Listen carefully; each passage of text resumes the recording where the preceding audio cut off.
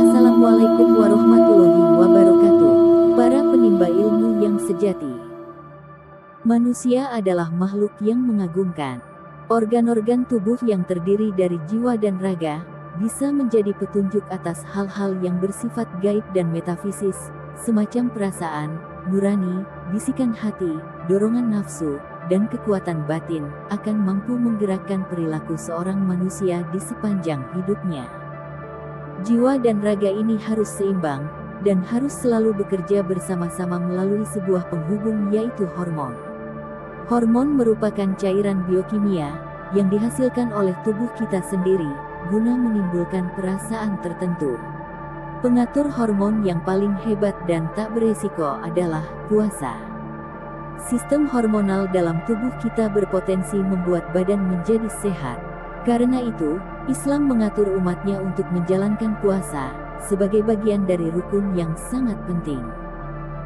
Ramadan adalah bulan yang berfungsi membuka hijab. Seluruh rangkaian ibadahnya bersifat mensucikan diri, dengan cara menahan makan, minum, dan mengendalikan hawa nafsu. Kenapa di bulan suci Ramadan segenap umat Islam diwajibkan berpuasa? Sebagian orang berpendapat bahwa berpuasa menjadikan badan lebih sehat. Hal ini ditandai dengan meningkatnya kadar HSP72, yang bisa memperbaiki imunitas tubuh.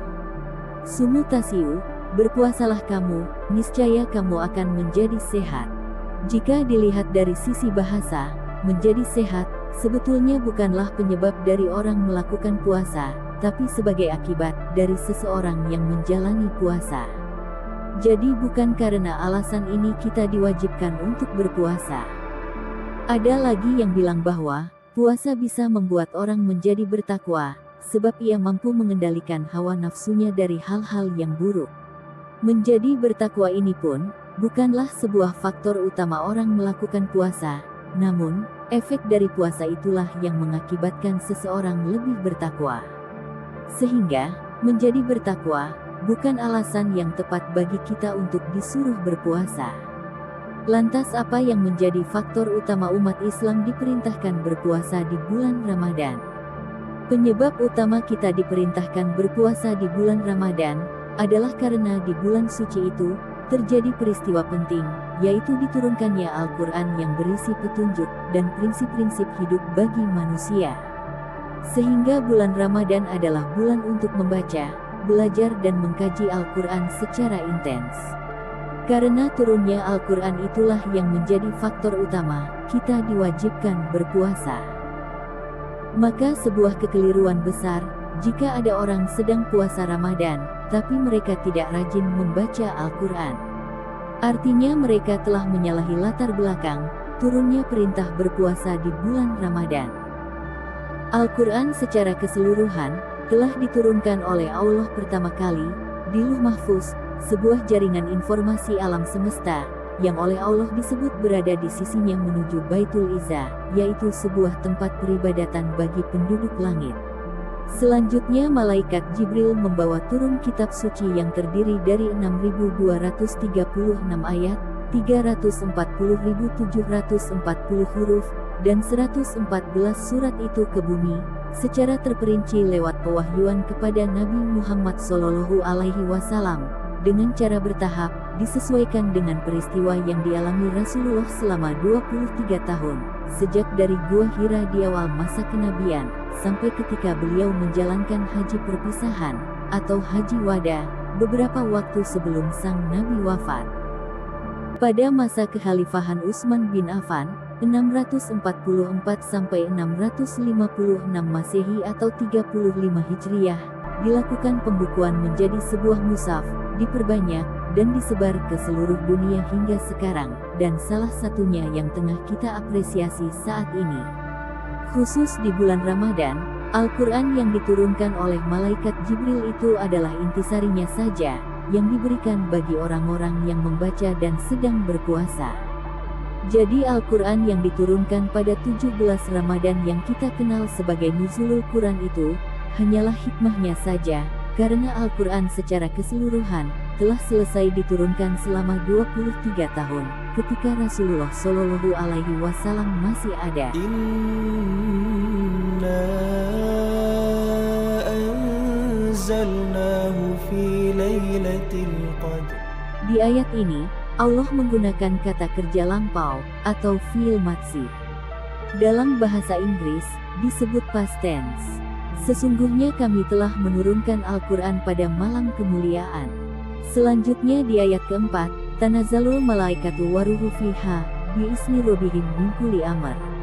Pada malam itu, selalu turun para malaikat dan Jibril dengan izin Tuhan, untuk mengatur segala urusan. Di ayat ini, Allah menggunakan kata kerja bentuk sekarang, atau fi'il mudhari, yang dalam bahasa Inggris dikenal sebagai present tense. Artinya, meskipun Al-Quran telah selesai diturunkan secara berangsur-angsur selama 23 tahun, namun di setiap akhir Ramadan, para malaikat selalu turun membawa intisari, yaitu kandungan Al-Quran kepada orang-orang yang gemar membacanya, guna dijadikan petunjuk hidup. Hikmah inilah yang bakal dijadikan pegangan hidup bagi manusia yang sedang berpuasa. Hanya orang-orang yang sedang berpuasa sajalah yang jiwanya selaras dengan frekuensi Al-Quran. Sehingga di 10 akhir dari bulan Ramadan, Allah berjanji akan menurunkan para malaikat pembawa hikmah kepada orang-orang yang telah sukses menjalankan puasa di 20 hari pertama. Inilah yang kita kenal sebagai Lailatul Qadar, yaitu satu malam yang kehebatannya lebih dahsyat dari 1000 bulan. Al-Qadar berasal dari kata Qaf, Dal, dan Ro. Bentuk pasifnya berarti ukuran atau penetapan. Untuk bentuk aktifnya, Qadaro, Yuqdaru, Qadron, bermakna kemuliaan. Allah akan menetapkan segala kemuliaan pada suatu malam tertentu.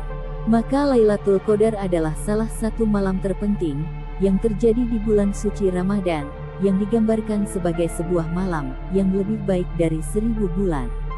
Karena pada malam itu, diturunkannya intisari dari Al-Quran, yang efeknya mampu melipat gandakan pahala dan kualitas amalan seseorang. Artinya, waktu yang hanya berdurasi satu malam, namun memiliki nilai kebaikan lebih dari 1000 bulan. Inilah salah satu kemaha-pemurahan Allah atas umat Nabi Muhammad Shallallahu Alaihi Wasallam berupa pemberian bonus pahala, dengan perbandingan satu malam yang nilainya sama dengan 1000 bulan, atau 83 tahun lebih 4 bulan, yang khusus diperuntukkan bagi mereka yang sedang beriktikaf, yaitu berdiam diri di dalam masjid sambil melakukan sholat, mengaji dan berzikir. Diriwayatkan, dulu ada 4 orang Bani Israel yang hidup 2520 tahun sebelum Rasulullah Shallallahu Alaihi Wasallam telah menyembah Allah selama 80 tahun. Dan sepanjang waktu itu mereka tidak pernah berbuat maksiat sekejap mata pun. Mereka adalah Ayub, Zakaria, Haskil bin Al-Ajus dan Yusya bin Nun. Karena usia yang dimiliki oleh umat Nabi Muhammad Shallallahu Alaihi Wasallam tidak sepanjang usia umat-umat terdahulu, jika dirata-ratakan, usia manusia modern sekarang sekitar 65 tahun, maka kita tidak bisa menyamai ibadah seperti yang dilakukan oleh umat sebelumnya yang berusia panjang-panjang. Atas dasar itulah Allah memberi bonus, berupa Lailatul Qadar kepada umat Rasulullah, supaya kuantitasnya mampu melampaui ibadah yang dilakukan oleh para Bani Israel itu. Sekali saja berbuat baik, mengerjakan sholat, baca Al-Quran, zikir, yang dilakukan pas di malam itu, maka nilainya jauh lebih hebat daripada berbuat baik dan beribadah secara terus-menerus selama 80 tahun lebih. Lailatul Qadar mengajari kita untuk berjuang mengejar kualitas beribadah sebanyak-banyaknya, guna memperoleh pahala yang berlipat ganda ribuan kali. Karenanya, Rasulullah Shallallahu Alaihi Wasallam memerintahkan segenap umatnya agar beriktikaf di malam itu, yaitu mengkonsentrasikan diri beribadah kepada Allah di 10 hari terakhir bulan Ramadan. Inilah yang dinamakan malam 1000 bulan. Lailatul Qadar adalah puncak dari rangkaian ibadah puasa yang selalu ditunggu kedatangannya oleh setiap muslim, yang diyakini bakal hadir di malam-malam ganjil, yaitu malam ke-21, 23, 25, 27 dan malam ke-29 di bulan Ramadan. Banyak ragam tradisi di masyarakat kita dalam menyambut kedatangan malam Lailatul Qadar. Ada yang begadang semalaman sambil ngobrol, menyalakan obor, atau sambil main catur. Tentu saja menyambut kedatangan malam kemuliaan, tidak dengan cara seperti itu. Lailatul Qadar tidak bisa dicegat kedatangannya oleh sembarang orang. Hanya orang-orang tertentu saja yang akan didatangi oleh malaikat Jibril. Sebenarnya poin penting dari Lailatul Qadar bukanlah pada datangnya sang malam, tapi pada turunnya Jibril bersama para malaikat yang menyertainya. Mereka akan turun dan meletakkan sayap-sayapnya kepada orang-orang yang sedang membaca Al-Quran, salat, dan mengelilingi tempat orang yang berzikir sebagai penghormatan sampai terbit fajar. Karena jika dalam menyambut Lailatul Qadar, penekanannya pada datangnya malam, maka siapapun bisa bertemu dengannya, meski mereka mencegat malam mulia itu sambil main kartu. Bukan kelompok ini yang akan didatangi oleh Jibril. Para malaikat akan menghampiri orang yang layak terpilih saja. Siapa mereka? Yaitu orang-orang yang jiwanya telah tersucikan oleh puasa Ramadan di 20 hari pertama. Puasa yang telah mensucikan jiwa raganya dari mulai pikiran, perasaan, penglihatan, pandangan, ucapan hingga pada seluruh tingkah laku perbuatannya. Artinya, jika ada 1000 orang sedang beriktikaf bersama di suatu tempat, belum tentu semua orang itu bakal didatangi oleh para malaikat. Hanya orang-orang yang telah mensucikan diri saja yang akan diberi hikmah dalam iktikafnya. Iktikaf adalah berdiam diri di dalam masjid sambil melakukan aktivitas baca Al-Quran, tasbih, tafakur, sholat dan lain-lain termasuk zikir.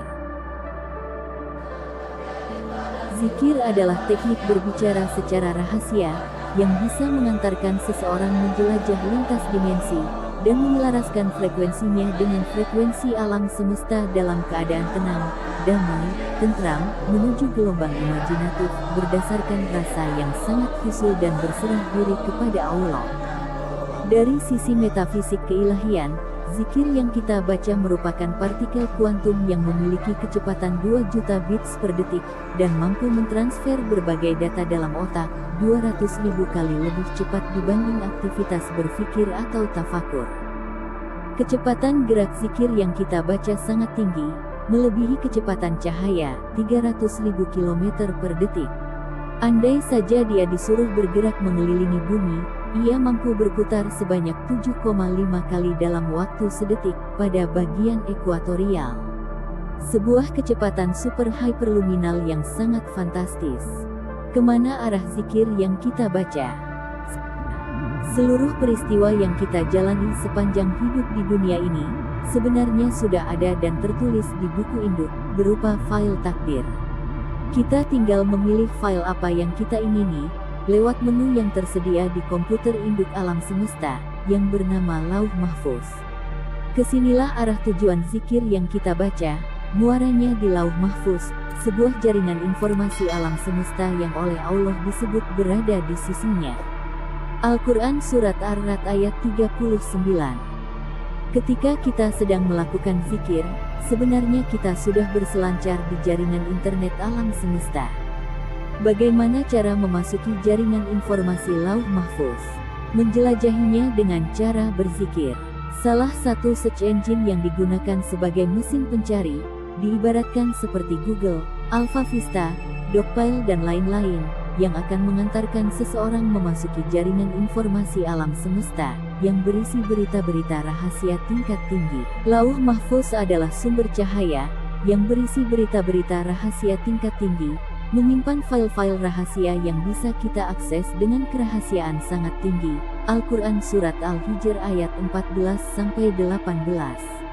Siapapun yang ingin memasukinya, harus menyesuaikan frekuensinya dengan sumber cahaya tersebut. Karena ia dijaga sangat ketat oleh pasukan malaikat, makhluk berbadan cahaya.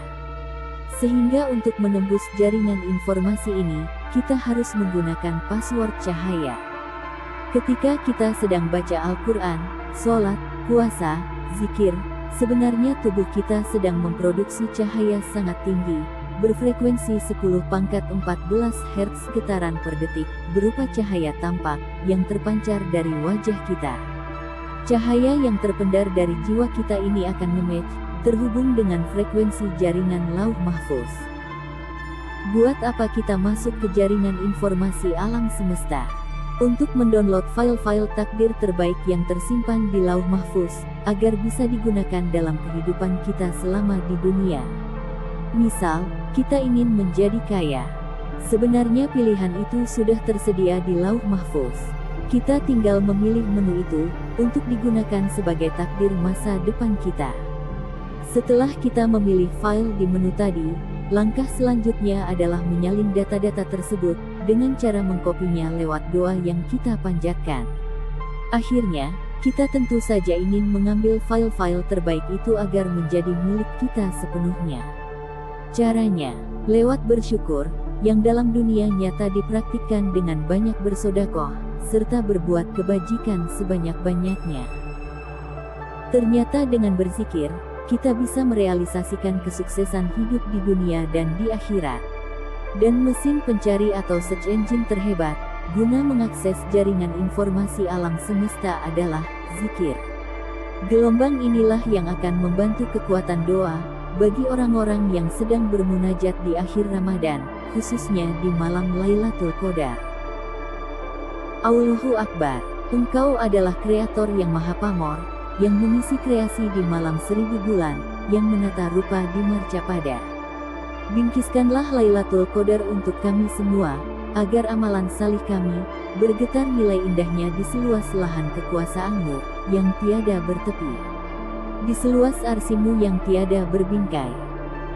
Tetaplah bersama channel HDK Informations, guna memperoleh informasi yang unik.